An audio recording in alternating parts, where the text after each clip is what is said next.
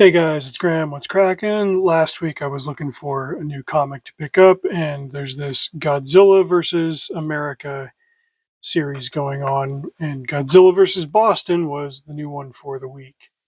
I guess they've already done Godzilla versus Los Angeles, but my LCS didn't have any of those. I would have been interested in that just because I've got family ties to LA. I was born there.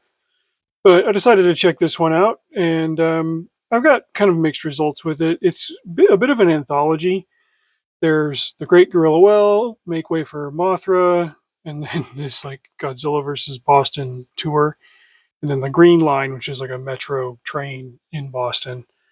This one here, the Great Gorilla Whale, um, illustrations on it are kind of a mixed bag. Gorilla Whale must be some like Japanese name for Godzilla. There was another short story I read once that had to do with it was Japan in the 1950s, and they were chasing a kaiju, and like the Japanese word for it was gorilla whale. So I'll have to look that up. But it's this sailor telling a story about when he and a bunch of whalers got attacked by Godzilla, but they didn't know what it was. The illustration on him, it's I mean you're trying to convey a guy whose skin was basically melted at one point because they got hit by the atomic breath. It's all right. I don't want to show the entire thing here. This one, though, the Godzilla versus the lobster that attacked Boston, this one is nuts. It's kind of a tour through Boston. You start with these maps, and then everything is numbered. Sorry about the shadow here. I'm actually recording this in my closet just because it's a little bit better than the shop right now.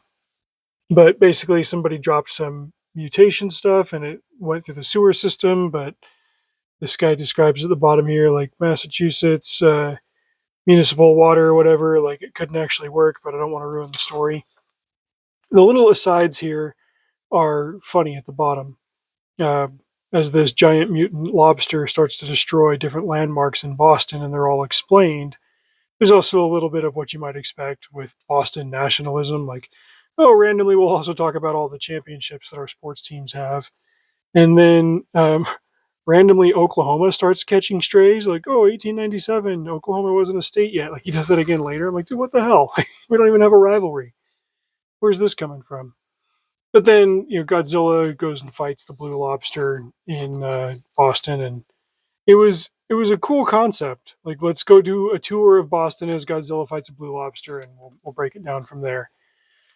The Mothra story was just kind of cutesy and inconsequential. I won't show you too much more about this one. This Green Line story probably had the best art out of the whole anthology. So the Blue Lobster one had the best story. Green Line had the best art. Overall, I thought it was neat. It's pretty satisfying. This is that cover here. The same company's doing some Ninja Turtle stuff.